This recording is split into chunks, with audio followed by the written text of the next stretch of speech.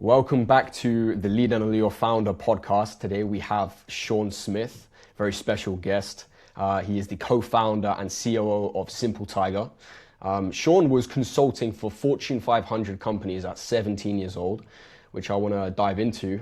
For nearly 2 decades, he has now been refining a white hat approach to growth that he has helped scale some of the largest, most recognizable names in B2B SaaS with. We are discussing the mechanics of SaaS-only SEO, why integrity is the highest value asset in a crowded market, and how he is navigating the shift towards an AI-informed search visibility. So welcome, Sean. It's good to have you on the podcast. Hey, thanks so much for having me. Really excited to be here. Absolutely, it's a pleasure. So just for everybody who doesn't know you already, for your LinkedIn, for Instagram, etc., just explain kind of a bit about your journey, how you got to where you are today. Yeah, so it's funny. My business partner on all of my businesses is my brother, Jeremiah, and honestly, my story kind of starts with him. Not only from him begging my parents to have a baby brother for him, but from actually teaching me and getting me into the business. So my mom was an accountant working at a company that was selling ATVs, and she knew that he needed work and that he was designing websites, so she got him a job there, designing a website. And then they told him that they wanted to rank #1 in Google, and he didn't know anything about how to do that, so he stumbled into the world of SEO, learned how to do that, increased their sales from, I think it was like $500,000 a year to like 3 million just online in a year, and then put that on his online profiles and got headhunted by 360i, which is one of the biggest agencies in the world at the time doing SEO and PPC. And he immediately started working on LG, E-Trade, all these wild businesses, and learned how these companies do that at the highest scale. And then he got really kind of frustrated generally that there was so much waste. 90% of the recommendations he was making on a consistent basis weren't being implemented, and wanted to give that to the kind of small and mid-market businesses that could have a major impact, like the one they did for the ATV shop. And so he kind of decided to go freelance. A few other reasons kind of played into it. Really cared a lot about remote work and all that kind of stuff. But he went freelance, went out on good terms. They actually still stayed on really good terms and referred him some crazy business opportunities for some of his first freelance clients, which is really where I come in. I was 15 in high school whenever he first started teaching me how to do SEO, and ultimately taught me all the processes that he ran at this company for multi-million-dollar businesses, and multi-million-dollar a year campaigns, not just businesses. They're billion-dollar businesses. Yeah. And so he was teaching me how to do that, and then I got to experience it firsthand by doing a lot of the work for these companies that he was referred, one of which was a major oil conglomerate that was a Fortune 500 company. And I got to optimize their website all through the things that he taught me. And I would go down to his apartment in Atlanta on the weekends from my parents' house and stay with him. And he would teach me how to do all these things. And I would do all of the implementation. I would go home and then monitor things from my computer after school. So I would come home from school, I'd be in my PJs doing optimizations on these websites, and I think that they didn't really know it was me. They thought it was Jeremiah doing a lot of this stuff. Yeah, so, secret ninja. Yeah, exactly. So then one of the big products for this company was a oil cleanup like harvester that were like $25 million each or something along those lines. And there was the BP oil spill happen. And I watched on analytics that night where I had just achieved first level rankings, like rank 1 for the terms related to that month. And I saw $150 million worth of orders come in through their website overnight from things that I directly impacted, and basically set them up for commission. No, I wish. Yeah, that would have been awesome. But it hooked me. I mean, I was like, holy cow, the impact that I can have from a marketing standpoint with this. And I always really liked marketing. I always really liked the ad world and advertisements and all that kind of stuff too. So I was really curious about that. But the SEO side of things was like a perfect marriage for me, because I was always kind of a techie. I was always a gamer and things of that nature. And I was always really driven by, you know, problem solving in that area, and the competitive nature of it. I love competition. And so that really hooked me. And then I was like, I just want to dive into this full throttle. Fantastic. That's an amazing story, actually. Okay, so that's how the 17 years old consulting comes in. Cool. I was curious because I was thinking like, you can't just bootstrap that old, young. But that's fantastic, man. Amazing. So lucky opportunity there for sure. Yeah, I mean, big up to your brother. Kind of go into first question about like Gelato, the project you had with those guys. You helped Gelato, rank for over 150,000 keywords and outrank every incumbent competitor for their main keywords in 12 months. Is that correct? Yeah. Yep. Yeah. So what allows you to kind of move that fast in that project, would you say? Yeah. So, I mean, huge testament to our team, as well as their team. So it was a major group effort. I mean, I led the overarching strategy and approach and kind of orchestrated it from an ops standpoint and everything, but it was a major team effort. And I think that we tried to grow SimpleTiger too as like a team of, like, from our perspective, like a team of Navy SEALs in a way, where we can just tackle big projects and kind of scale up to tackle those if needed for bigger kind of enterprise projects with more ambition. But I would say it's a testament to the ambition that Gelato had, and the ability to see the vision that we kind of put in front of them, and then our ability as a team to show them the potential and the opportunity that was there if they wanted to tap into it. So really they came to us, and it was funny because they went through our kind of normal sales process in a way, and we offered them a package that was kind of normal. It would show pretty consistent growth, and they were very kind to effectively say, okay, take a step back. I don't think you're seeing the ambition level that we are seeing here and that we want to achieve with this. And we were like, wow, okay, interesting. Okay, what are you wanting to really achieve? And they effectively said, we haven't done anything really on SEO. We've grown entirely from PPC. And we have two incumbent competitors who are, Printful, Printify at the time. They're ranking 1 and 2. We want to be in that top 3 conversation within a year, consistently in that top 3 conversation. And then also we want to match effectively our output from PPC within a year. They grew entirely off of PPC and had done nothing on SEO. So it was like, okay, we need to, one, backwards engineer what Printify and Printful have done well, how they've achieved what they've achieved. What do we need to do to fill all of those gaps? And then we have to match their rate of growth and exceed that as well to bridge the gap, but also they're continuing to grow. So we have to actually exceed that. And and then from a PPC standpoint, it's like, well, we have to, we'll see what we can do. But it was like, I don't think that that's honestly achievable in 12 months, really.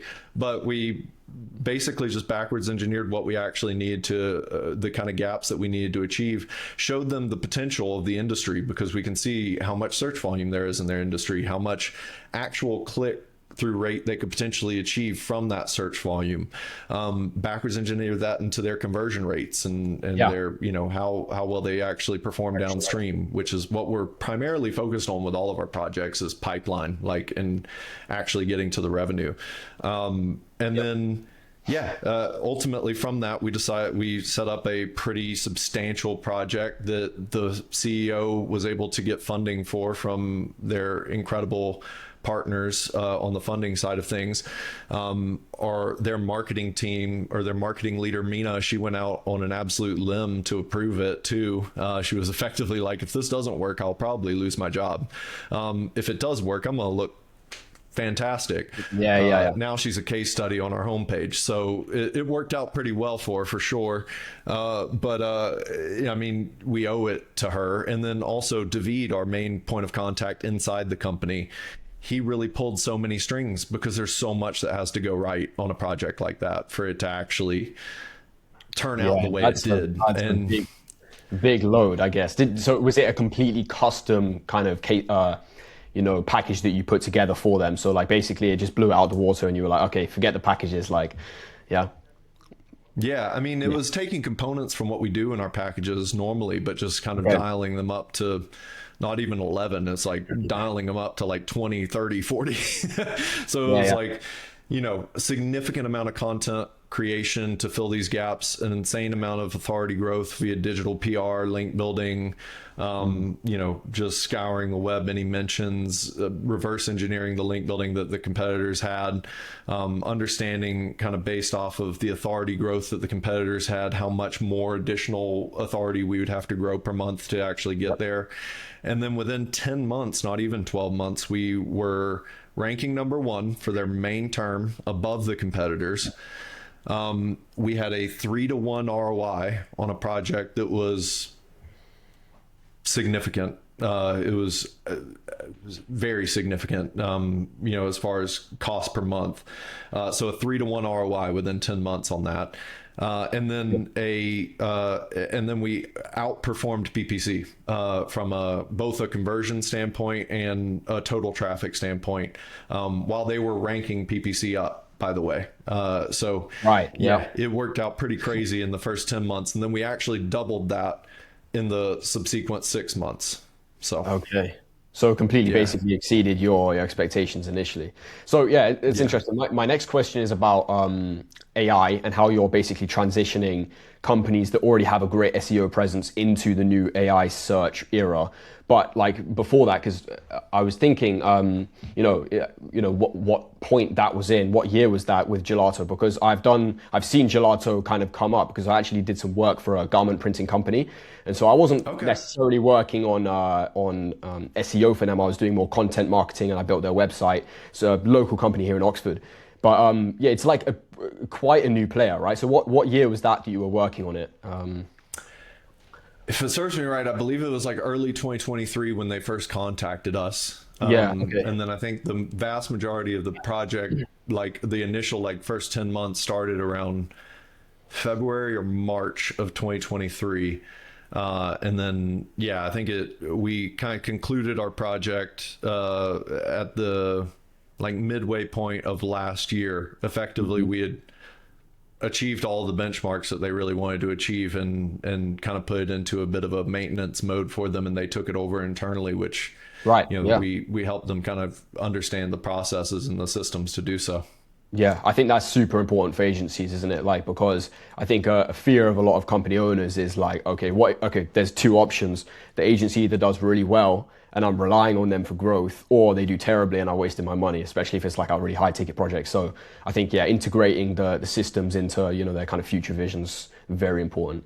And so, and to get a timeline together, when was the company founded, and, with your brother and when you were 17, etc.? Yeah, he technically founded the company in 2007. It took on multiple different shapes of web design and personal consultancy and stuff like that. But as I mentioned, as I, matured my understanding of it, and after I kind of got the bug from that initial story that I mentioned, I was looking into colleges to go to after high school, and ultimately none of them had any classes on SEO. It was more general marketing and everything. It was somewhat still early days for it, but also it was developing so fast that it was by the time a textbook's written, it's out of date. And so you kind of write some of the general principles down. But so I dove into a lot of the what research there was on their blogs, things of that nature. And I ultimately skipped college, and went and got a job at an agency right out of high school. I had a good resume to show for it. So I got, hired pretty quick, and I grew that agency's marketing team from myself to up to 10 full-time employees, and significantly increased their revenue, set up all their systems for marketing and everything. And then ultimately I started writing myself and gaining an audience. So then I was like, okay, I kind of want to start picking up some freelance clients on the side. And then ultimately my freelance took over as like twice what I was making at that agency. So I ended up leaving the agency, and Jeremiah and I always wanted to kind of grow something together. And so then we actually put our clients together, and then kind of formally rebranded SimpleTiger into a full-blown like agency, and then started growing that together, and like full on like hiring full-time employees and everything, and being proper about it. So we that was about I want to say like probably 2012, 2013, somewhere around there, that probably took place. And then it's just been kind of growing incrementally since then.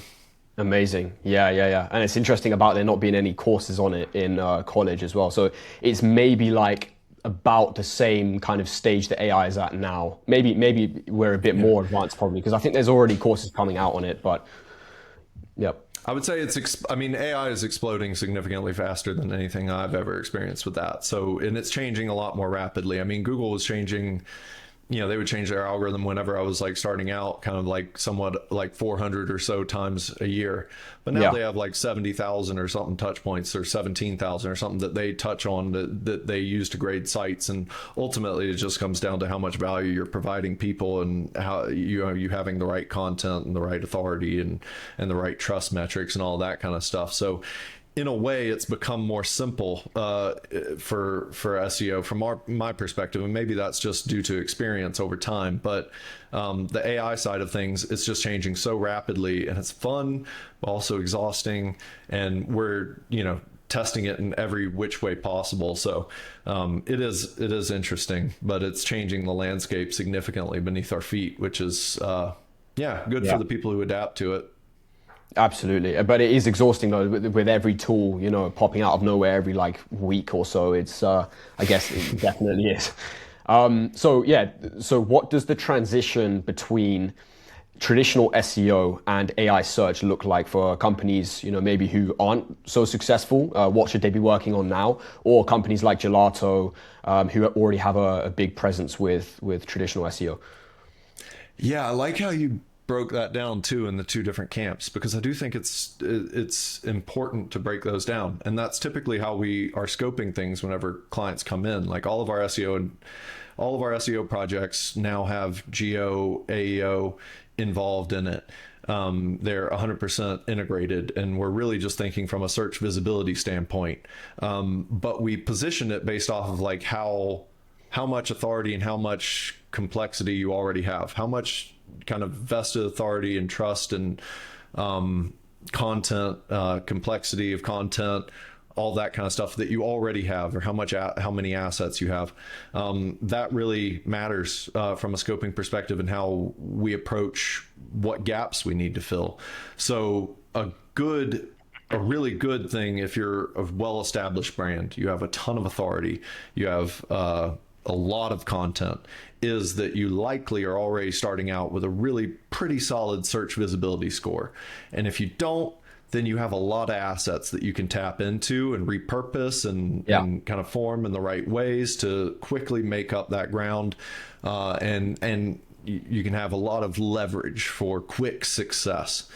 For the ones that are starting out, it's more that you have to build out that foundation, and the foundation is traditional. Well, a significant amount of that foundation is just what traditional SEO has been seeking to achieve for a long time, for years and years, which is just filling the right gaps from a content perspective. Now those are changing, which ones you should prioritize, the types of content you should prioritize, and the topics and all that kind of stuff. That's changing quite a lot.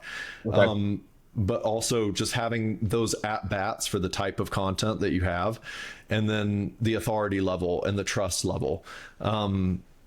I think that there's a significant amount that the new businesses could get by focusing in on just setting up the base level content that they need, and then really focusing on social as a major sticking point, and being vocal on LinkedIn. I mean, I'm talking B2B SaaS and B2B AI companies right now, generally. So it changes based off of what type of company you're really trying to do AI search for. But for B2B companies, LinkedIn is a heavy training point for LLMs, and it's a heavy reference point for both LLMs and Google.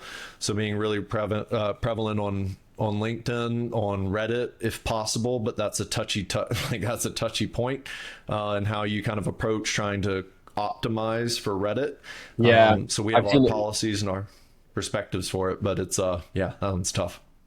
Yeah, no, definitely. I've seen a lot about the kind of bots that are going into Reddit, right? And is that what you were going to say in terms of like, policy?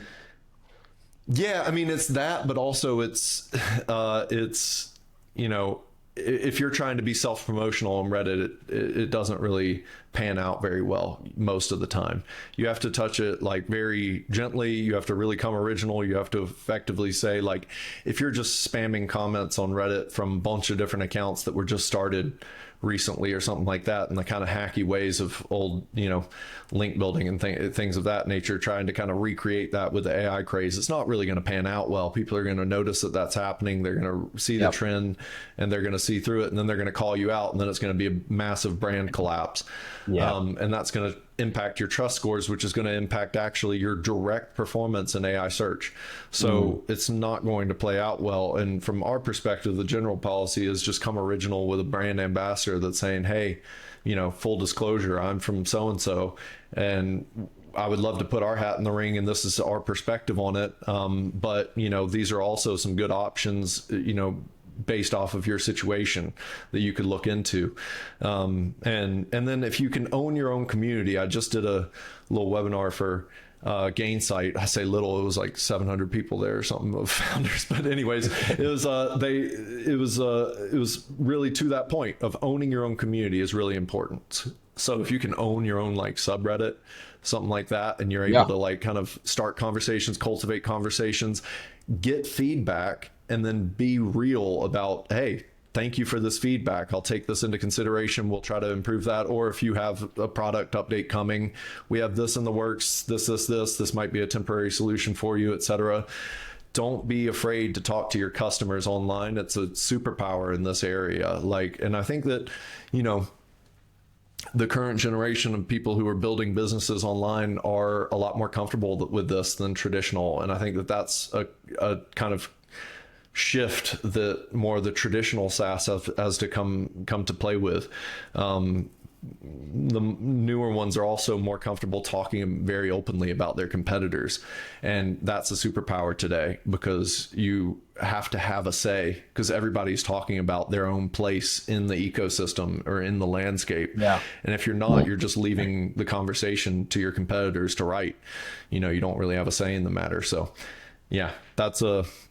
there's a few different interesting shifts that are happening with that from my perspective. 100%. Yeah. And like, from a content perspective, that's the same reason we're setting up the podcast, is basically to help B2B company owners build up thought leadership, basically with what they're saying.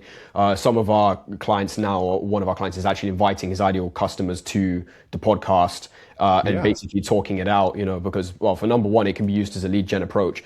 And at the same time, a content engine, and it, addresses problems, etc. You can build thought leadership. So I think, that the content marketing side of things is really powerful too. Amazing. Yeah. For, a lot of executives, I guess, will be clinging on to their kind of traditional SEO and thinking, I don't want to explore this new area that's obviously valuable. Until my competitors go and do it. And then, by that point, it's, there's no opportunity there for being the first mover. So what would you tell company owners who are, missing out on that opportunity, and why should they make a move in AI search? Yeah, it's a really interesting landscape because you have, I think, two kind of diametrically opposed perspectives on this that are both kind of true at the same time. One is that like 80% of performing well in AI search is just doing good fundamental SEO and content marketing and social marketing. It's information retrieval. It's very similar. Heck, a lot of the actual searching that AI does for the AI search results is just going to Google or a search engine and pulling the information and then giving it to you and displaying it to you. So a significant amount of it is traditional search. Now that seems super dismissive if you say that to somebody who is heavily focused on performing an AI search, but it's the truth. And AI search is growing rapidly. It's growing like 18 to 24% month over month. That being said, it still is 20x less search volume than Google gets, and in aggregate across all of these LLMs. Now, that is massively different industry to industry, right? If you're a carpenter or something like that, people are likely still going to search on Google for you, most likely. B2B searchers, 90% of B2B searchers are firstly searching on AI before they're buying a B2B SaaS product. So, and then the conversion rate from AI searches is 40% higher than organic search. So for some reason, they inherently trust the results coming back from AI search significantly more than Google, which is a philosophical conversation we could totally have about, is that right? Probably not. But I feel like there's something there that's like, this has more data than me. It's smarter than me. I should just inherently trust it. Which isn't entirely right, but in a way it kind of is from a data standpoint. But it's, so regardless, that's the trend. So you have significantly less search volume happening over here on LLMs than you have on organic search. But then AI overviews also reduces the click-through rates for traditional search when an AI overview is there by like 90%. So people are getting the answer. I still think it's valuable to be in the answer in an AI overview, because if you're mentioned as a brand, that's brand recognition, right? Like people see your brand and then they're going to increase direct traffic. Rand Fishkin had this great thing where it was like, is traffic down but revenue's up? It's probably just an attribution change problem, less so than an actual visibility change problem. And so I think that there's a lot to that. And so I wouldn't like get entirely away from trying to rank in those AI overviews, but the direct click-through rate is significantly down there. Whereas on AI search, the click-through rate is very high if it's a kind of more middle and bottom of funnel term that you're focused on. So for us, from a content standpoint, we're really shifting the focus from SEO and geo to where in an SEO world, we're really primarily focusing middle and bottom of funnel. Like middle is like even a stretch, like bottom of funnel terms that you're really searching for or trying to rank for. So does that mean like sorry to interrupt you, super like specific pinpointed, like niche intentions of the customer, you mean, by bottom of funnel? Like best CRM software to buy. Like even that's kind of middle of funnel, because they're like, but like even like, taking that a little further, a little deeper, something that's super high intent for they're looking to buy. They're conversion intent focused right now. So, I used to do a lot of work with florists at the previous agency the one agency that I joined right out of high school. And I realized that florist, like their location, Denver florist, has the same search volume as Denver flower delivery, but people searching Denver flower delivery want flowers delivered right now. If they're searching for florists, they might be interested in researching, I don't know, they want them to do their wedding, or they want them to, it's still very important. You want to rank for that. But flower delivery is much more important. But you could really target all those general terms back then. And as long as you're ranking in the top 10 and ideally in the top 3, you're ranking in a lot of click-through rate and all that. But AI overviews has majorly changed that, especially around informational content. So top of funnel is just like straight out from an SEO standpoint now. And it's like, if you're wanting to do top of funnel thought leadership kind of stuff, put that on LinkedIn or, something along those lines. Make it a social play. And then, only do that if it is one of the prompts that, people are searching for in AI search significantly. So we're taking that approach of like, okay, middle and bottom of funnel for SEO. And then for AI search, you need to be nailing these different prompts that, people are searching in your industry, that we're able to find through tools that we've created, but also tools that we use and license out and everything. So we're, keeping a really good eye on that.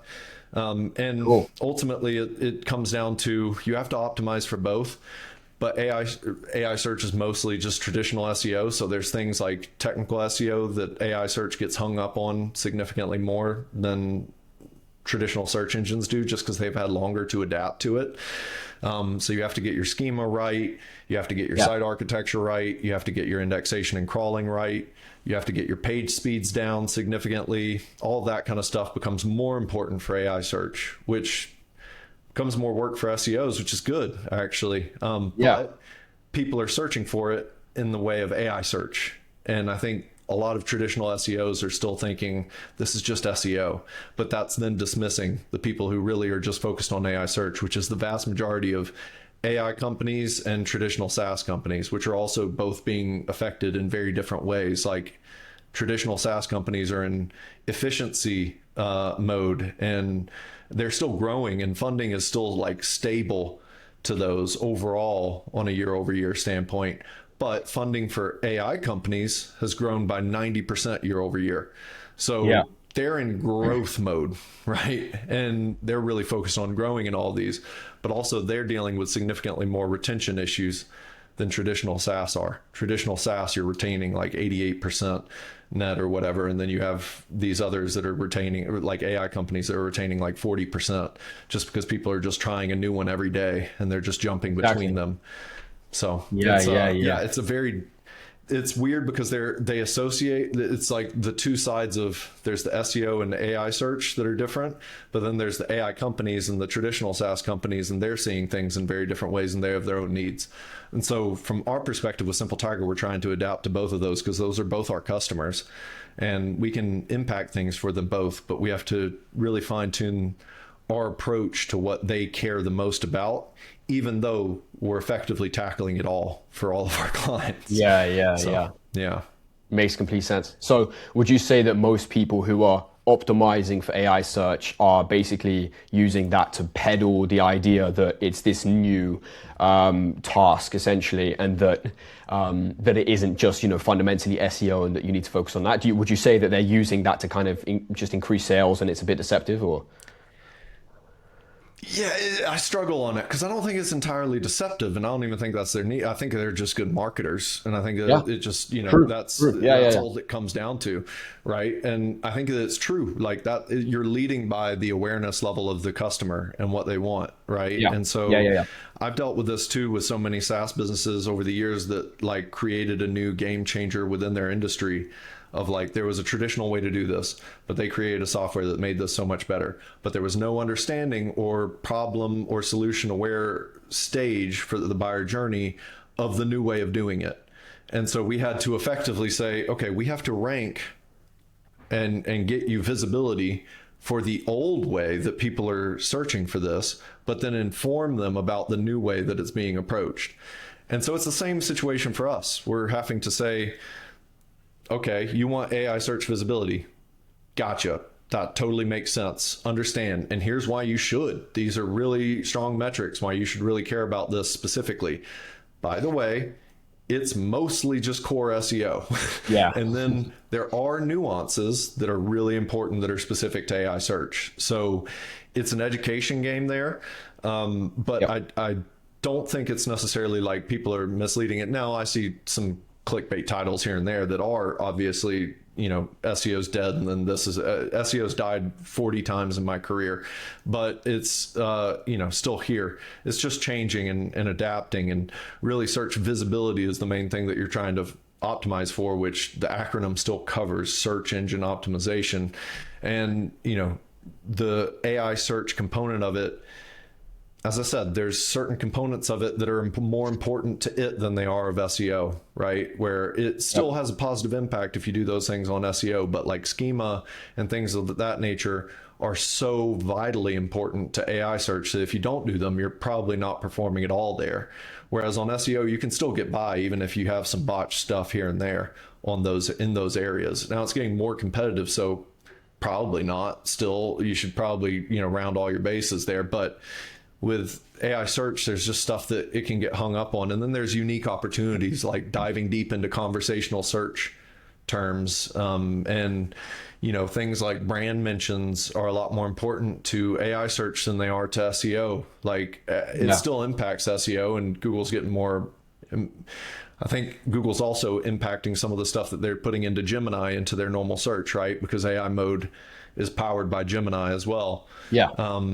But you have, so like a brand mention used to not be as sought after from SEOs as a direct link to a page, right? And so now it is. You could have brand mentions and digital PR that have a massive impact on AI search, and then it can also still have an impact on SEO, but it's more so focused on AI search, right? So those are just some examples of that. And I think that they're both extremely important, and it's just kind of a marketing challenge, but an educational challenge too.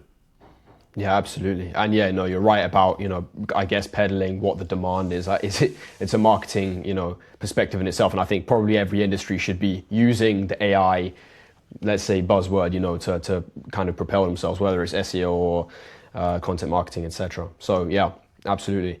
So should we dive into AI agents a little bit? Yeah, sure. I would love to hear about kind of what you're developing for yourself or your clients in the kind of Claude Code space, or whatever AI agents you're using, and also how when something's worth automating, because I think a lot of people are kind of getting lost in the noise when they're searching online about what they can create, but it's like, is it focused on a problem? That's really what you should be focusing on, right?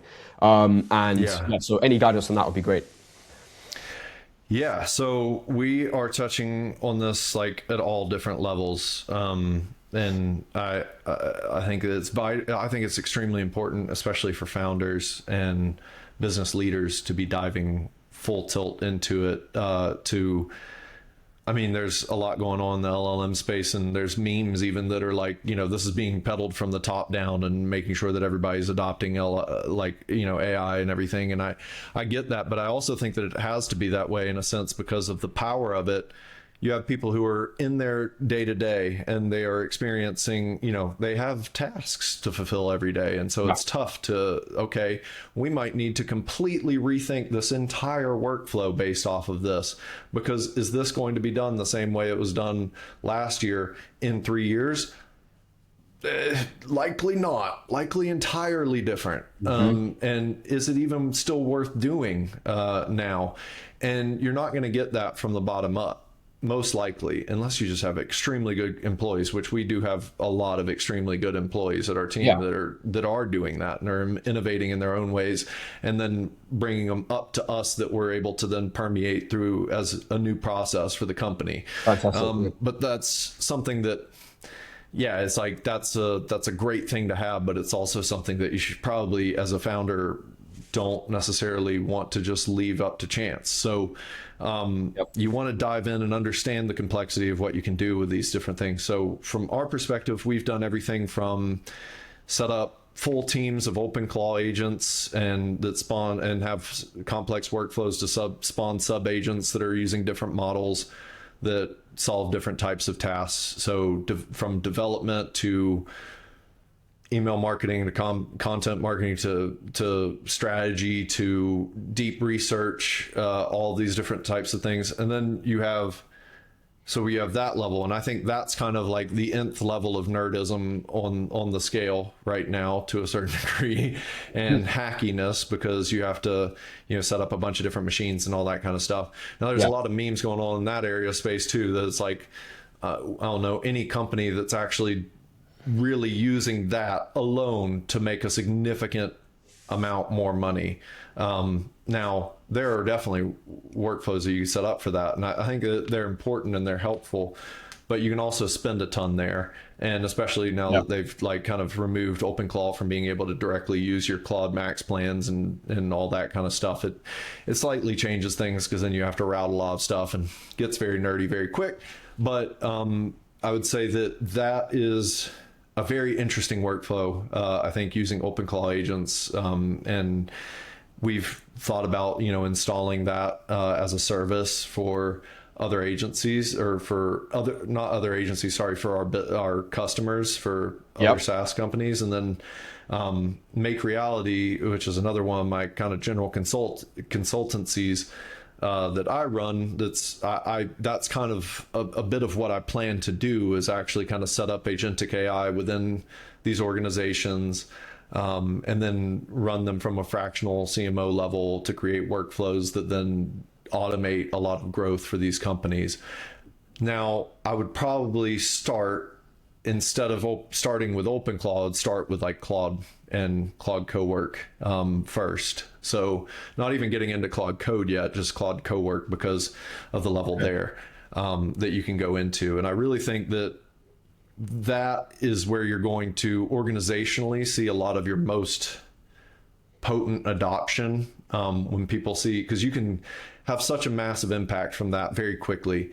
And it can change employees' workflows very quickly in a very positive way.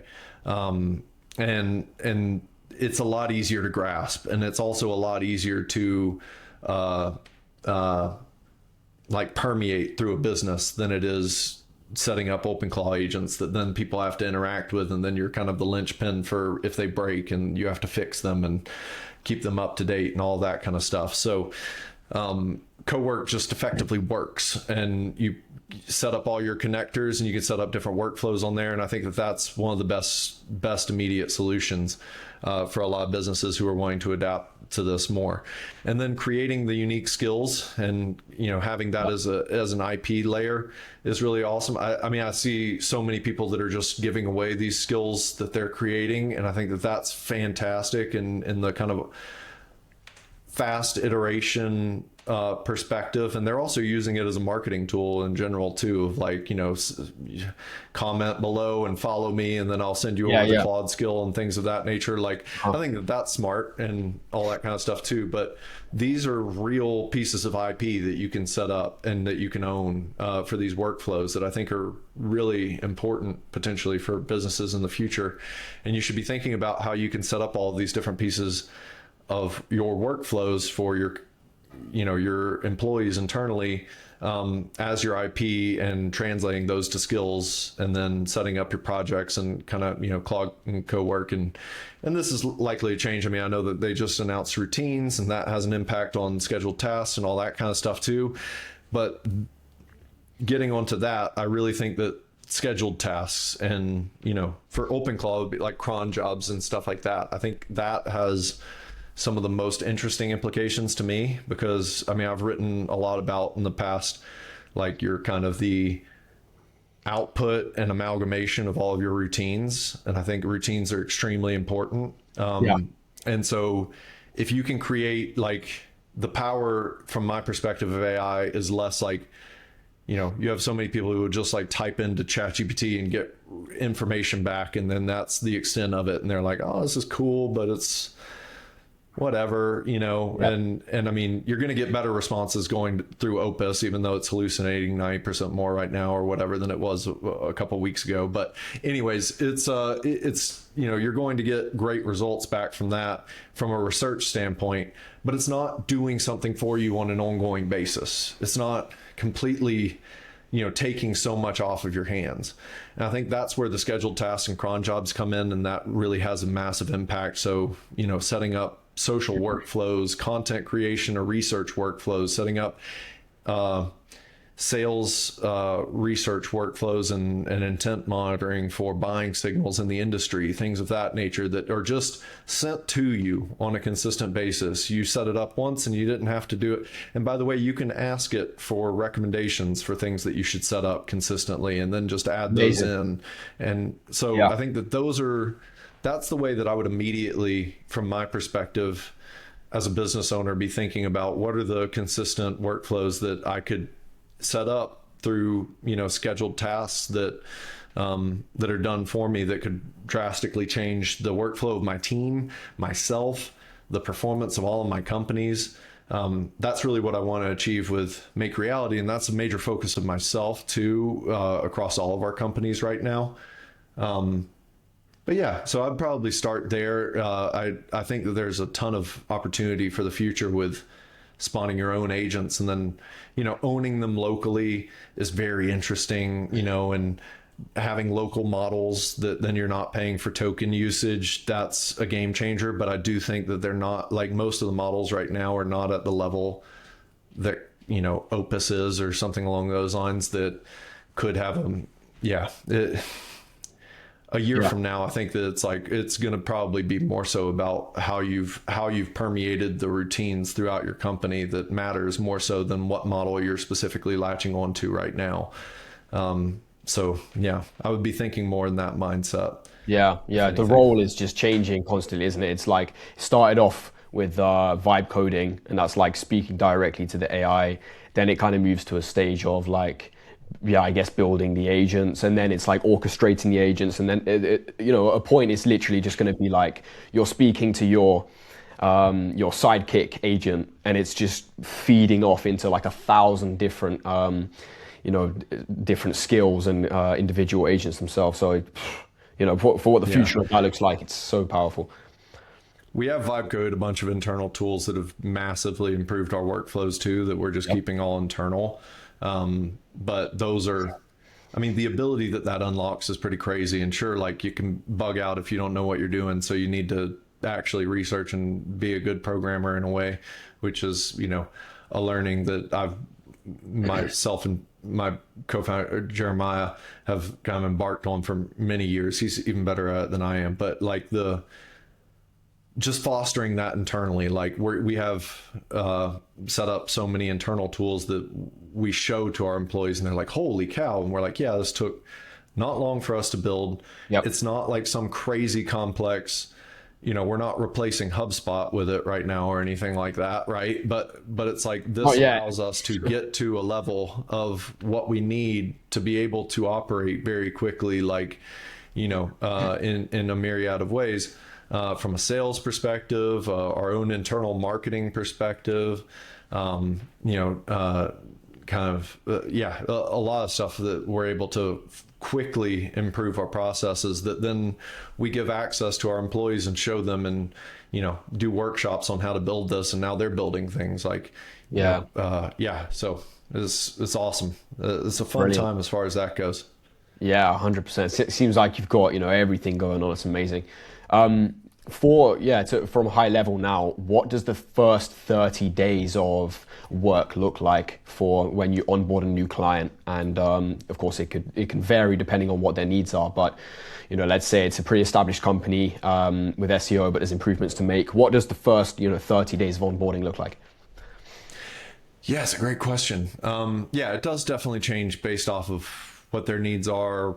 Like we're trying to approach everything from like a pipeline generation standpoint, but then there's clients that are just myopically focused on a single channel, and I get it, but that changes the complexity of projects and how we approach onboarding and everything too. But I'll say that we've done absolutely substantial amounts of building around our onboarding experience and about our onboarding information intake. And so before a client kicks off, like honestly, on their second sales call, we probably know the vast majority of what we need to know to run out a really good project for them. And so we're able to show that generally in our second call with them and just say, hey, like, or even in our first, in some circumstances, like, this is the plan. This is the plan we would run. And so then the first immediate step is we, have a kickoff call after they sign their agreement and everything. And then we introduce them to their account manager and we run through all the different action plans and all the different access levels that we need for them.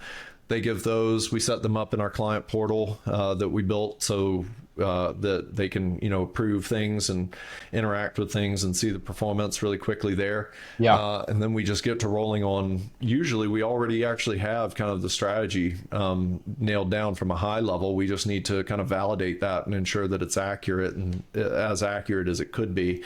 So we do our follow-up kind of strategy checks and everything. And then we usually send over, and I'm mainly talking about SEO and geo or AEO performance right now, but a ton of recommendations for improvements that we can make and just kind of map that out to, okay, who's going to be implementing these things. So Yep. Some of our clients want to implement everything themselves and they have a dev team and they hold it close to their chest and everything. So we're like, okay, we'll walk you through it. These are the things that we need to change. Some just want us to implement it. So we, set up the scope properly so that we can implement things. And then we're really off to the races on, content creation, filling in those gaps, building authority via link building, digital PR, things of that nature. setting up all the tracking obviously is like one of the absolute first things that we do, and we want to try to make sure that we can get the best conversion tracking possible as fast as possible. The more depth that clients give us here, the more that we can do for them, I think, from a reporting standpoint. So the more they're willing to share direct CRM data, direct revenue data, that kind of stuff, the more complex and the more pragmatic their marketing through us can be. And, some just don't have that stuff set up, and we just help them set it up. But some have that, and it's about getting access and then setting up the right permissions and all that kind of stuff. But then we set everything up in our dashboards, and we're tracking that. And then it just comes down to, okay, where do you want to be? We've probably already solved that in the sales process. So we probably already have all their goals and everything. So then it's just backwards engineering from there and prioritization of actions, which we have a really refined kind of stack of processes now for prioritizing those actions that you need to have, Yeah. I heard you talk about the 80-20 kind of rule of, focusing on the top 20% for the 80% outsized returns. Is that a kind of core principle you use in that, right? Yeah, that's for sure one of our core principles. We're wanting to make sure that we're focusing on the things that are going to have the most leverage, right? So for, as you said, at these different levels, they come in at different levels. So if a company comes in with very established content, it might be that we're doing a pruning report and checking out what content they have and how well it matches all the intents that we want to target, and either adapting, changing, removing, updating that content, and making it perform better. That might be the focus. Or maybe they have a bunch of content that's really good, but it doesn't have the authority to back up and actually perform yet. So it might be building authority and prioritizing the authority building to those pieces, and the promotion of those. And then for a company that's like relatively new or doesn't have all of that, right, it might just be, okay, well, we need to prioritize these content gaps to, get a at bat, get something on the site that can actually start to perform, and then we build from there, right? 100%. Yeah. And what kind of, out of interest, what kind of sizes of companies obviously you're working with the top dogs, but like, do you trickle down to like lower ticket projects? Is there like is there a structure for that? Yeah. So we work with, we have packages set up to work with companies at all these different stages, and they're typically based off of how much they should be investing into these different channels at the different levels of like either revenue or funding at the different stages. So we work with companies sometimes that are, seed level, and or like, early Series A, or like before they're kind of matured past seed, but they haven't really raised their Series A or whatever yet. And or that are bootstrapped and they're, at that level, somewhere around there from a revenue standpoint, right? And all the way up to publicly traded companies that are just, trying to eke out every ounce of opportunity that they can get, right? And so we have packages kind of set up across all of those different levels, and typically we try to kind of start with the base package that aligns with that, but then customize it to their needs and then be agile to that. And so all of our packages are typically month to month.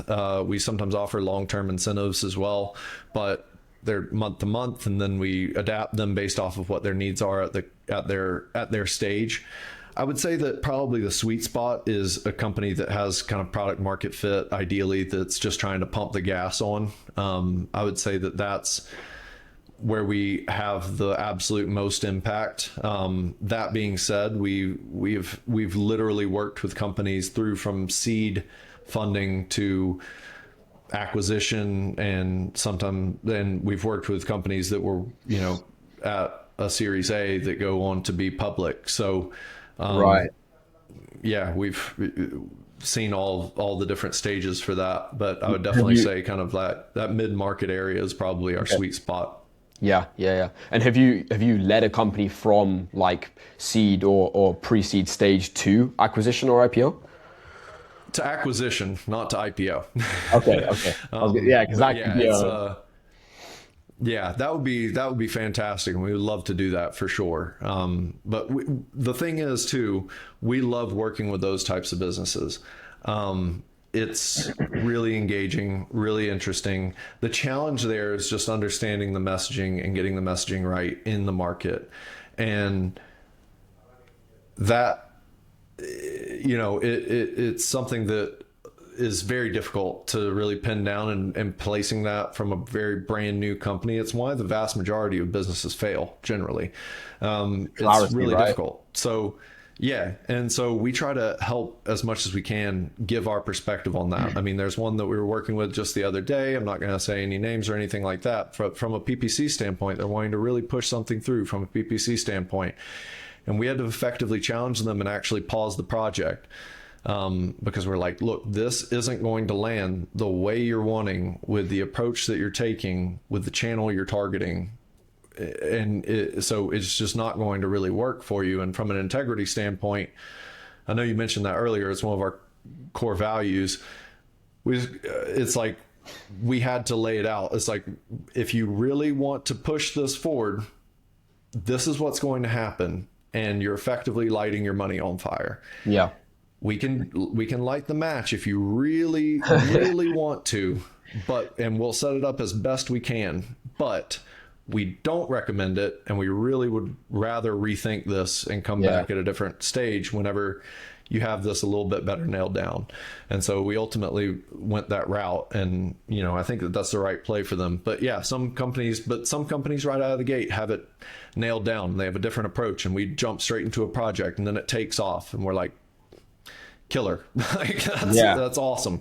And that's extremely fun. And then we can just scale up the project from there. Right. So yeah.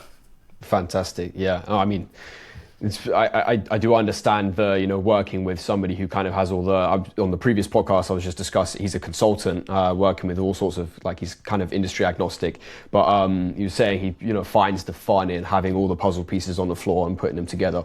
And so I can see, like, how fun that is, and you get engrossed in the process, Yeah. Well, on Make Reality, the, other businesses, that's a lot of what the focus is on go-to-market strategy for businesses, like more core go-to-market strategy. It's like, we might be touching on things that SimpleTiger doesn't touch on at all, like, some of the outbound motions and things of that nature. But it's really just, okay, where are your customers? Where's the awareness? How can we, fill those gaps? What are the right levers to pull?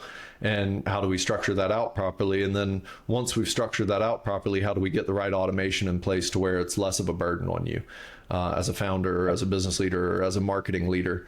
And then how can we, continue to amplify that? So, that I love that challenge personally. And that's an itch that I really wanted to scratch. And one reason why I started Make Reality. Yeah, definitely. Yeah. Good side project. Why do you think most B2B SaaS go-to-market strategies become kind of too complex to execute? It's a good point to, Yeah, I think, well, part of our focus with SimpleTiger, I mean, it's literally in the name, is to kind of simplify the complex and just really focus on action, right? Effectiveness and efficiency, I think, are extremely important. And I think that the problem with that and the overthought approaches generally is that they create complacency.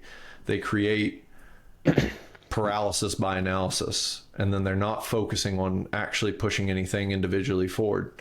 And so from my perspective, what we try to do is to, we understand, it's one reason why whenever we're delivering some of our recommendations to clients, we have a lot of other recommendations.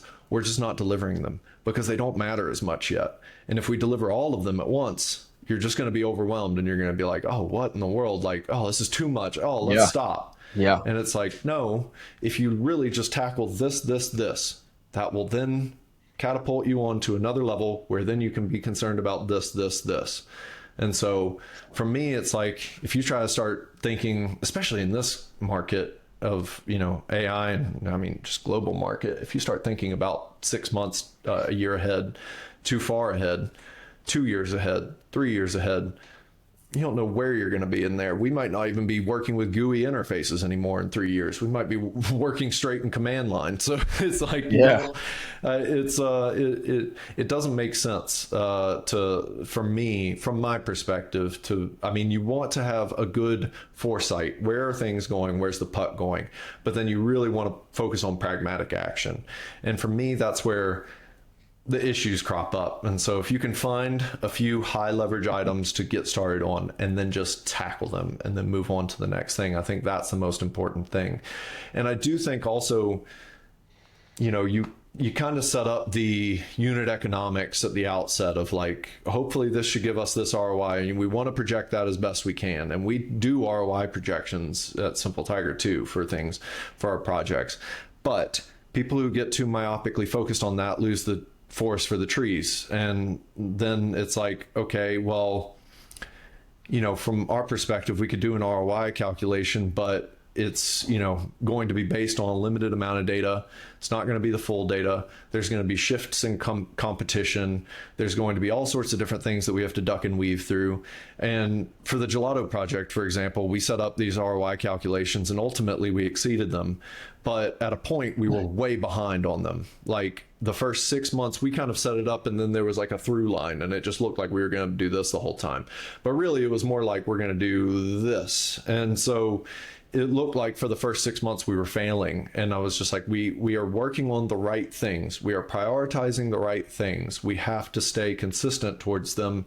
Yeah. And we're showing success in these ways. These are leading indicators that are showing really good success. And then ultimately it's like suddenly it starts leapfrogging and then we have a 3-to-1 ROI in 10 months and they're like, wow, okay, I was wrong. And it's like, yeah, but at the time I was having to reshape ROI projections and forecasting 3 times in a week to prove that we were still on the right path. And that's a waste of time. I mean, I understand it, but it's a waste of time in a way. So yeah, that's where I would definitely say it could improve.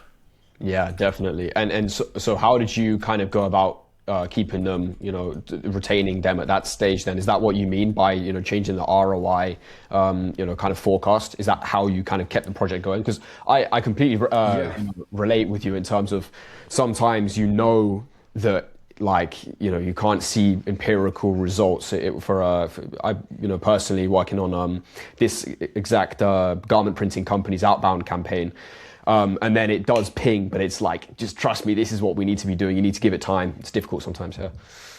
Yeah. Well, I think in that project specifically, actually, having that person on the inside, and I mentioned David earlier, he really helped put a lot of, he, by the way, previously was on the growth team at Uber and Adidas. And has an incredible track record. Now he's, by the way, a consulting CMO or a fractional CMO, and he's working with a couple of different interesting startups, and we keep touch today. So I love the guy. He's a great friend. And we were on a call just the other day. We haven't done a project together in like a year or so. But he's fantastic. But he was a big proponent internally. It's like, going to the C team and effectively saying like, look, we're doing the right things. And these are the leading indicators that are showing that we're doing the right things. We have to stay patient. Yeah. And even in the light of that, during that period of time, we had budgets that were cut, upwards of in half from what they initially were for what we said that they should be to reach those ROI calculations. And it's like, well, if you're cutting the budget in half and expecting to get those ROI calculations and exceeding it, it's a weird combination to expect the right outcome. But then we exceeded it and they were like, wow, that's crazy. And then, through that period of time too, there were a lot of evolutions in AI, coming out and improving workflows and things of that nature too. So we were able to improve our costs significantly, which means that we were able to reduce costs to them quite a lot, but still maintain the output. And so they kind of benefited from that a little bit too. And then, we were able to just have a good output for the project. But yeah, it was difficult. And I mean, David was having to, communicate that every single day. And luckily the team internally at the company bought in, and they were like, okay, we're bought in at this point, so we might as well see it through, Yeah. Completely. Okay. Amazing. And obviously you have a lot of foresight in the agency space now after, your brother running it, you running things for many years. So that leads me into like AgencySpotter, which is your other company you've set up for people to kind of get a grasp of who they should be hiring. So what criteria do you recommend leaders use to avoid mistakes, and how does AgencySpotter help with that? Of course, it's not going to be the same for everybody, but like, what framework should they be using to make the right decision?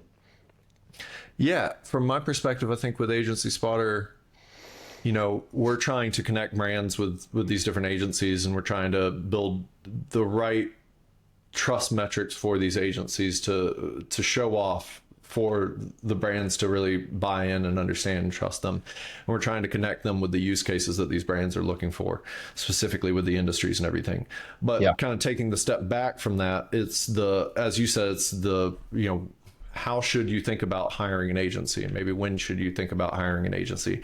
I really think it depends massively on what you're hiring the agency for. And so like the decision-making process on hiring a creative agency or a branding agency is very different than hiring an SEO agency or a PPC agency or something along those lines. So there's differences there, right? And I don't have as much experience in running a creative agency. One of our really, really good friends runs one of the best creative agencies in the world from my perspective, which is Raindrop. Jacques runs that, and he's a good friend. He's given us a lot of advice and vice versa and everything. But he's seen a lot with that, and they've run Super Bowl ads, and they've grown Dr. Squatch from small to $100 million brand plus brands and stuff like that. And so they would know a lot more about what it takes and when it's right to hire a creative agency. But I think that, from my perspective, I think that it comes down to, I think you should, like, there's a lot of in-house versus hiring an agency in which you should do. I think that the fulfillment needs to make sense for the criteria. So a lot of companies can't do creative really well in-house. I mean, when you get to the level of Apple, for the longest time, and some of their most advanced and best performing advertisements of all time, they weren't produced in-house at Apple. They were produced elsewhere, right? I mean, Steve Jobs hired an agency to do these advertisements, and he had a very specific vision for them, and he was able to communicate that well. And I think that that's extremely important in hiring any agency, is having a vision, having an idea of where you want this to go, and being able to communicate it extremely well, and then be able to understand and get trust and buy-in from the agency, and understand, kind of to my story earlier about Gelato, that they're matching the ambition level and they understand where you're looking to go with it. And so I think that that's extremely important, but also just making sure it makes sense within your organization. I think for us, whenever we're working with companies, we work with companies that we're working with SimpleTiger, for example, where we're working directly with the founder, or we're working with a marketing director, and then we might never meet the founder might not even be involved anymore. If they're a public company, they might just have an installed CEO who we also never meet. But it's like you have different levels, and I don't think that any of those are necessarily wrong, but you have to match the agency needs with where you're at. So if you don't have an in-house person, you need somebody who's able to manage the strategy through to the execution, and you need to have them handle that so that you're not suddenly the linchpin and you're overburdened. If you have an internal person, you could probably have a fair bit of the direction and stuff come internally, but then be able to outsource execution and some of the stuff that you're not able to as easily do internally out to an agency, right? And so at that point, I think that makes, like, where are you also at financially? Can you afford to have an in-house person? Does it make sense for the channel that you're looking to go after? Are you looking to just start with one channel? Have you validated a channel yourself yet? Have you, done any investing into SEO or PPC or set those up? I mean, any founder that you talk to knows that we wear 100 hats, and it sometimes starts, you start taking hats off as you scale and everything, but you're still going to be wearing so many different hats, and you have to try to validate things early on, get an understanding of them, and then be able to hire out appropriately. And so anyways, we try to help connect the trust signals with the agency, with AgencySpotter. We try to connect those trust signals with the right agency, with the right brand. So that's what we're really focused on. And we're developing some tools to do that better too, of like, getting more conversational with it. I mean, right now you go to the website, it's, what category are you searching for? Where are you searching from? That kind of thing. It's rather basic in a way, but we're trying to get it more conversational in the sense, and then do the matching ourselves, because we have such an in-depth knowledge of all these agencies that are on our database. So definitely we want to do the matching ourselves in a way as much as we can. And so for agencies, like what is your kind of recruitment into AgencySpotter? What is the onboarding for agencies wanting to be visible on AgencySpotter look like? How can they get involved, or is it just a specific number of people who you picked out? Yeah, so any agency can sign up. You can sign up for a free account, and then that goes through a verification queue that we handle, and we have some automation set up for that, but then the final kind of human level approval for all of those as well. And so we validate all of those, all the agencies that are on our platform, which there's over 29,000 agencies on the platform. Wow. Yeah. The vast majority are on free accounts, which you can set up a category that you market into. You can set up your reviews. You can get reviews on the site. You can set up projects to show off your past project history, all of that kind of stuff. And yeah, you can start getting views from the site. And then it's kind of just a product like growth motion in a way. We have some outreach that we'll do just to see if they're interested in increasing to a paid plan. And ultimately the paid plans get you the ability to market on more categories and market in more industries, so that you kind of permeate through more of the website and have more visibility, which increases your traffic, click-through rates, and probably conversions. And so that's really the main, it's relatively dead simple. It's just like you kind of pay to get more visibility on the platform, the higher plan you're on. And then you're able to get more impact from that. 100%. Yeah. And so do you think people are starting to use that as like a really strong acquisition channel? Is it got to that level? Yeah, the traffic and the impression share that we have through the website is really strong. On the other side, it's a two-sided marketplace in a way, a B2B marketplace, right? And so you have to have the supply and the demand, right? So our supply is the agency side, but from a demand standpoint, we have a ton of traffic through AgencySpotter, and we rank significantly well for all of these top, agency listings and best marketing agencies and all that kind of stuff. By the way, AI search is heavily using AgencySpotter for a lot of the references towards like best agency and so-and-so, or, best marketing agency and so-and-so, et cetera. Yeah. So that has a major impact, right, on their perception of it. Even if there's a lot of traffic that passes straight through AgencySpotter through to our clients, but even if that isn't the case, you can get mentioned on AI search by being on AgencySpotter just by having a profile on there, right? And so that's a really impactful component of that, and that's the vast majority of where the value is coming from is it is a legitimate acquisition channel. And then if you pair the cost for the paid plans up against the other things you're likely investing in as an agency, I know from our side of things, the return on investment level for it is a no-brainer for us. That's why SimpleTiger, I know we own AgencySpotter and SimpleTiger, but SimpleTiger pays for the top plan on AgencySpotter, right? So it's easy to say that, obviously, as owning both, but it's you practice what you preach. It actually has it is a legit acquisition channel that is very good from a CAC standpoint compared to our other acquisition channels in SEO and our investment in SEO and PPC on SimpleTiger. So when we pair it up that way, it's like dead simple, right? When you look at it by itself too, it's like, oh, okay, well, it does this pair up, and it does from our experience in the traffic level and the conversion rate through it. But that's the ins and outs of it. And I think that, even if you just look at it from how much investment you would have to put into like link building to have a similar placement on some of the searches that we're present for, that you could immediately be present for by being on AgencySpotter and having a paid account for it, it's significantly less expensive. So okay, yeah, fantastic. Yep. I was going to ask a question on that point. Yeah, your competitors, like, so I would suppose Clutch is kind of like one of your, so what's the kind of USP or leverage you have, and why should somebody sign up for AgencySpotter rather than Clutch? I mean, both, they can do both, right? But what's the difference? Yeah. I think, we're, monitoring the performance of rankings against both of them and the amount of traffic that we're getting.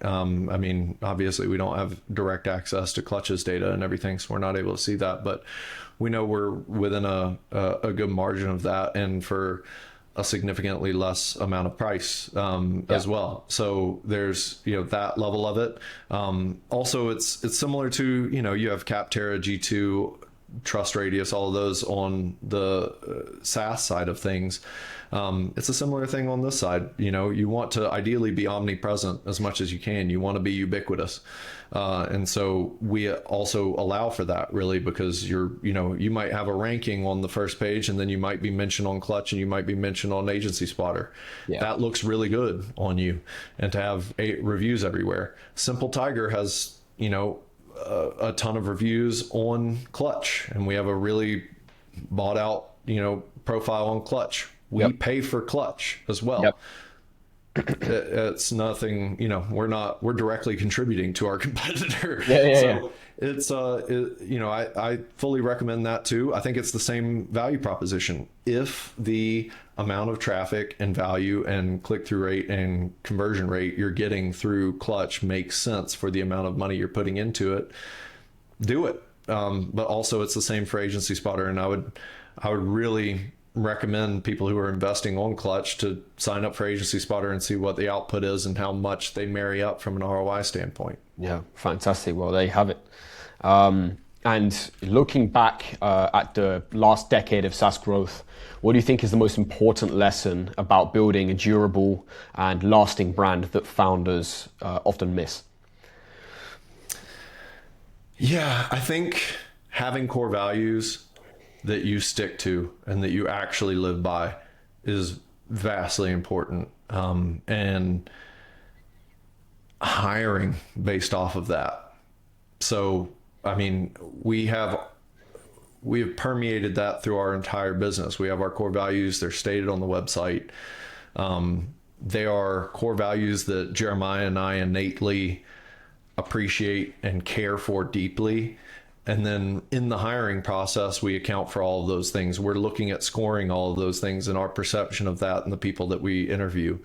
And then if they don't embody those, we don't hire them, despite how good they are and their skills and their experience and all that kind of stuff.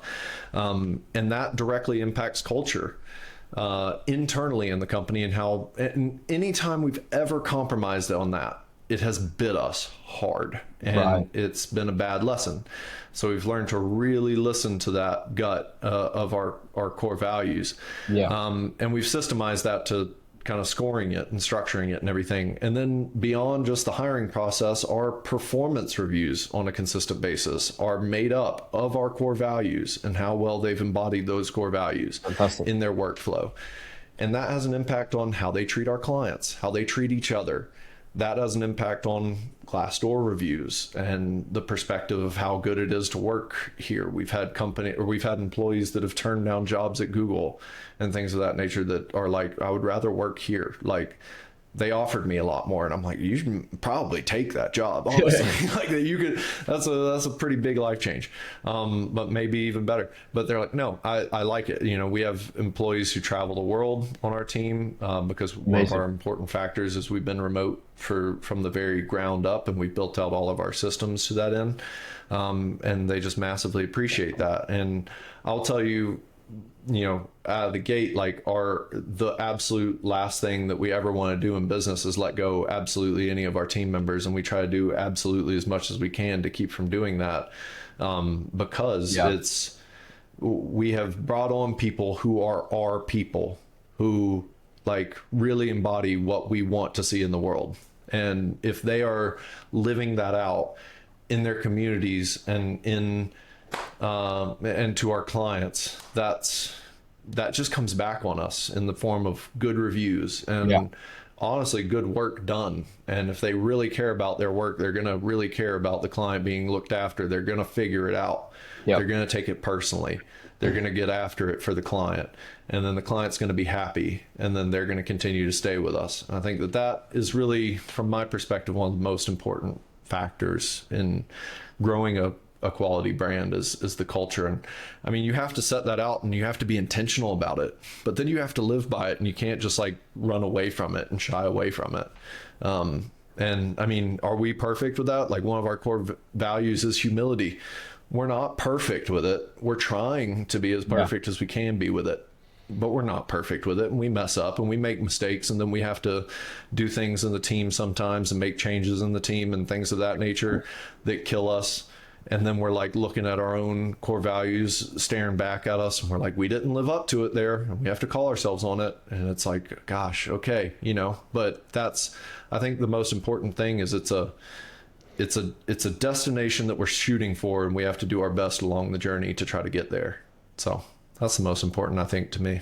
Beautiful. Yeah, 100%. I was going to ask what your values are. So one's humility. Go ahead. Yeah, simplicity, effectiveness, humility, integrity, and joy. So joy was an important one to me. I want everybody to have a really good time. I want, like, you know, we have tough months, we have tough engagements and everything, but we try to make light of it too. And I mean, like, even in the tough times, we're kind of like, Jeremiah and I always appreciated this about our dad too, is that, like, you know, he might be dealing with one of the most absurd situations and just really getting the dirt thrown on him, and he'll just find a way to laugh at it. Yeah. You know, you have to find the joy in all of those different situations. And so that's got us through a lot. But also it meant a lot to me. I'm a huge basketball fan and NBA fan. And like, one of the core values of the 2015-2016 Warriors was joy, that Steve Kerr set up in their core values. And you could see that, you know, you could see it in the organization. Like, they turned a completely failed organization, the worst in the league, around to being one of the most valuable sports franchises of all time. I mean, Steph Curry obviously had a lot to do with it, but he leads from that example. He leads from joy. He's like hitting half court 3-pointers and then doing shimmying from the, the half court. Yeah. So like, having that joy is really, really important. And, you know, humility is one of the most important, from my perspective, is one of the most important values any person could ever have. I think there's different ways to live that out, or to, but I think that from my perspective, it's being able to admit when you're wrong, fall on the sword where you were wrong, and really take accountability for that, and take kind of ruthless accountability for things. And then adapt to it. What can we learn from that? Let's not shy away from it. Let's not run away from it. We messed up. How can we learn from that? And I think they go hand in hand with integrity, and doing the right thing when you realize that you messed up. Yep. So there's that. And then simplicity, it's a goal, trying to simplify the complex in the world of SEO and geo and all that kind of stuff. But also it's a goal of we want to try to be as simple as possible, and educate and simplify these concepts to create action, which leads to the effectiveness level. Right. Yeah. And so the effectiveness, and we're thinking about a tiger, and a SimpleTiger is like that simple kind of effective creature of just it's just a concept of ours is just there's just such an efficient hunter. It's so simple, but it's so effective in that way. And that's kind of how we want to kind of permeate our approach to things, is just pounce on things and get them done and be effective. Go and kill it. Go and kill it, and go and eat it. Yeah. Yeah, exactly. Yeah, I'm a huge fan of Hormozy as well. The same with my co-founder, and simplicity for all of the content that he puts out, all of the advice, all of his companies is like, it's paramount basically, isn't it? So I think I actually tend to convolute things sometimes. I'm kind of working on making things more simple for myself, I think, within our own company. So something I'm actually working on too. But yeah, I completely agree with the simplicity aspect. It's a good, very good value. So yeah, looking forward, what are your main plans over the next year? Like, how do you see marketing services evolving for you? Yeah, I mean, I think we're still adapting. We've done a lot to change how we structure our services, and we have more to go there. I think, trying to adapt our packages to the needs of both AI companies and SaaS businesses as both kind of generally adapt. I think that that's really important, and that's a moving target, and we're kind of adjusting for that as we go. I think that that's something that we really want to focus in on and make sure that we're tackling. We've also rolled out a lot of like internal tools and tools to our customers that are proprietary that we are looking to refine. I mean, some things as simple as like a client portal, but it's more uniquely focused and integrated with our own internal back-end workflows and stuff like Nice. that we're getting feedback on and trying to improve and all that kind of stuff. But then, beyond that, other tools that we want to create, workflows that we want to create, services that we want to offer our clients for setting up better internal structures within their own company to be able to do the marketing themselves, and we lead strategy and management along those things. Some of that. And then for Make Reality, it's really, start engaging with more customers on that go-to-market side of things and really tinker more with the AI workflows that are so much fun. And so just continuing to learn as much as we possibly can along those lines and bring that forward to the clients there. And then on AgencySpotter, it's really like we did a lot to rebuild the platform generally over the past like year or so. And so really for me, I think it's just like permeate that out and step on the gas from a marketing standpoint for a lot of our customers and everything too, both in the way of increasing the performance for the platform itself and like, the traffic going to AgencySpotter, which is already really good. But, taking a little bit more of that market share away from the competitors there. And then also just making sure that we're providing as much value as we can to those companies. So like things that I was mentioning earlier around like matchmaking, kind of automation, stuff like that, I think is going to be really important, going forward. And that's what a lot of companies are going to expect when they're doing that kind of searching, 100%. So adapting for that. There's a lot of work that can be done, I guess, in the AI matchmaking, like, conversational search. I think it could go really deep and like get a really honed result. So that's amazing. Good. Well, it was a complete pleasure speaking with you. I think that's all of the questions that I wanted to ask. Awesome. I did have one here. Yeah, actually, I guess I'll ask this last one. We'll make it the last one because we're close to hour and 30. You don't have anywhere to go, do you? Or No, I'm good. no? Okay, cool. So yeah, what do you think is the long-term value of a founder's personal judgment in a market where AI can handle the bulk of tactical research and content execution? Oh man. Yeah, I think there always has to be somebody who understands the mission. And